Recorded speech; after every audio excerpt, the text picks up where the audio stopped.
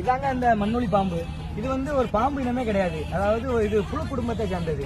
அதனால இது விஷமே இல்லாத ஒரு புழு. இது இருந்த வெறும் மண்ணொலி பாம்பு இல்ல, இது ஒரு மண்ணொலி புழு. இந்த காணொலியில இவரு இந்த உயிரினத்தை புழு அப்படின்னு சொல்லியிருப்பாரு. உண்மையிலே இது புழுவா பாம்பா அப்படின்னா இது வந்து பாம்பு தான். ஏன் புழு இல்லை அப்படின்னா ஒவ்வொரு உயிரினத்துக்கும் சில பண்புகள் வச்சு பிரிப்பாங்க. அப்படி பிரிக்கும் போது இது வந்து புழு கிடையாது பாம்பு அப்படின்னு சொல்லலாம். ஏன் புழு கிடையாது அப்படின்னா புழுகளுக்குமே சில பண்புகள் உண்டு. அது என்னன்னா இந்த மண்புழுக்கள் வந்து அதிகமா எங்க ஈரப்பதம் அதிகமா இருக்கோ அங்கதான் பார்க்க முடியும். இது தோள்கள் ரொம்ப வலுன்னு நல்லா எலாஸ்டிக் நீளமா இருக்கும். இது உடம்புல செக்மெண்ட் அதாவது ட்ரெயின் பெட்டி மாதிரி பாக்ஸா இருக்கும். உடம்புல செதில்கள் எதுவுமே இருக்காது.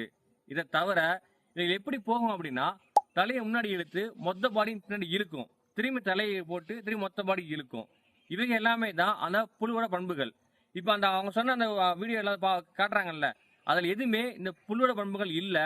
அதனால அது வந்து புழு கிடையாது, பாம்பு மட்டும்தான்.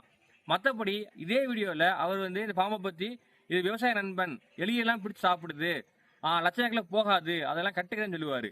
இவ்வளோ நல்ல விஷயம் சொன்னவர் கடைசியில் இது பாம்பு இல்லை புழுன்னு சொன்னதான் பெரிய தவறாயிருச்சு.